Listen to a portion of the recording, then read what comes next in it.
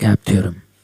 In this lesson, I'm going to cover cap theorem. This is one of the most important theorems in distributed computing. So what exactly is cap theorem? Cap can stand for consistency, availability, and partitioning.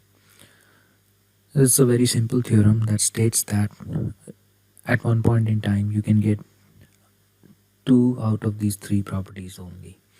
So, if you take the case of NoSql DBs as given in the example here,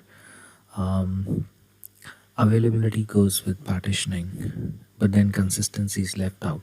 So NoSql databases follow the concept of eventual consistencies, according to which the data that is committed across different boxes in a distributed system is made available over a period of time. Eventually it gets over there, but it's not like at that moment in time all the data in all the boxes is consistent with each other. That doesn't happen.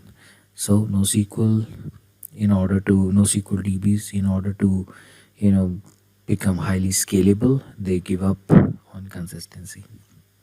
Relational databases, on the other hand, are highly consistent, but then they are not easily scalable. As you will read more about relational databases, you will see that even in the chapter on handling data, I've covered this. Due to things like joins, distributed joins, relational databases are not easily scalable, but they are highly available. So they, out of these 3 properties, they have the 2 properties of availability and consistency. So what does this consistency, availability, and partitioning means? As I mentioned, consistency means in a distributed system, suppose you have 5 boxes and all these 5 boxes have some chunks of your data. Consistency means that at some point in time, data across all these 5 boxes is same. Okay, so that is consistent. Availability means if you have multiple boxes in a distributed system, few of those boxes goes down, that doesn't impact your system. Your system is still available. It's still servicing the customer's needs. So it's still existing. Partitioning is a very important concept.